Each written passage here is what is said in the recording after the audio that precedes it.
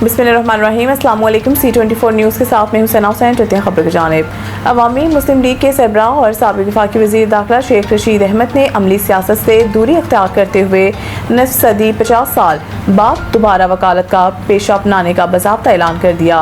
इस सिलसिले में डिस्ट्रिक्ट बार एसोसिएशन रावलपिंडी ने कार्रवाई करते हुए इनका लाइसेंस बहाल करके इन्हें बार का ताहयात रुकन बना दिया है। मीडिया रिपोर्ट्स के मुताबिक शेख रशीद अहमद ने रावलपिंडी बार में अपने वकालत के लाइसेंस और मेंबरशिप की बहाली के लिए दरख्वास्त दायर की थी, जिसे बार कौंसिल की इंतजामिया ने मुतफ़िका तौर पर मंजूर कर लिया। शेख रशीद अहमद अब अपने सीनियर वकील सरदार अब्दुल रज़ाक खान के चैम्बर में बैठकर बाकायदा कानूनी प्रैक्टिस का आगाज़ करेंगे। सहाफ़ियों से गुफ्तगू करते हुए साबिक वज़ीर दाखिला का कहना था कि अब सियासत से दूर हूँ तो सारा दिन घर पर वक्त गुजारना और दिन काटना बहुत मुश्किल होता जा रहा है, इसलिए उन्होंने मसरूफ़ रहने के लिए चैम्बर ज्वाइन करने का फ़ैसला किया है। उन्होंने वाज़ेह किया कि वो सिर्फ अपने चैम्बर तक महदूद रहेंगे और बार कौंसिल के अंदरूनी सियासत या इलेक्शंस में किसी किस्म का कोई हिस्सा नहीं लेंगे। शेख रशीद अहमद ने जज्बाती अंदाज में गुफ्तगू करते हुए कहा कि इनकी आखिरी ख्वाहिश है कि जब वो इस दुनिया से रुखसत हों तो इनके कुतबे पर सियासतदान के बजाय साबिक एडवोकेट दर्ज हो।